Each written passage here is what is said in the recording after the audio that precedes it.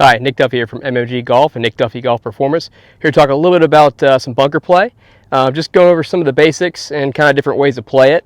I'm sure anyone who's had a bunker lesson in their life has always heard, aim in the face where you want the ball to go, set up your body parallel left to that, swing up the plane, and exit a little left, right? So that tends to be what you'll get out of a typical bunker lesson. That is definitely one way to play it. And I'd say it's a pretty good way for people who don't get a chance to practice a lot. It's a very easy way to get used to how the face, path, kind of the swing plane works up a little bit. And when we do that, we're going to just keep our weight a little left, right? So we got ourselves an open stance, open face, right? We're going to keep our weight left. So if this ball is in the front of my stance, I'm going to keep it right about there, just in front of the buttons on my shirt. It's easy to kind of shallow it. Okay, so that's our first way to play it. So we're going to go, once again here, open face, open stance, choke down the club to equal out for how much we've buried our feet in. Okay.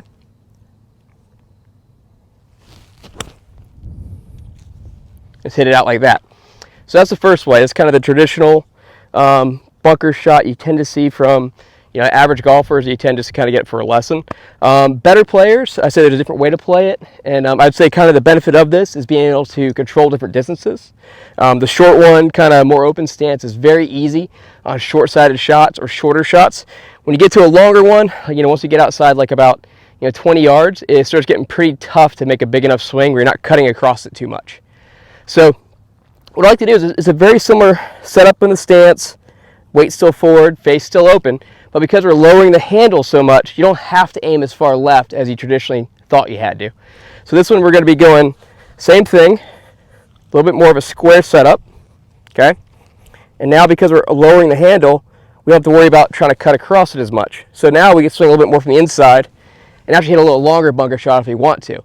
So this is going to make it a little bit easier day in, day out to hit different shots from the bunker and not really have to worry about, oh man, if I take a 60 degree from 25 yards, can I get it there? Because a lot of times I know for me learning to play the traditional bunker shot of the open stance, up the plane, and left, I was cutting across it so much when I was hitting shots, I was actually almost starting to hit shanks.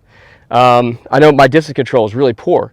So what I learned is if I just get really good at setting up a little more close, I keep that handle nice and low, and I can swing a little more from the inside and hit a longer bunker shot.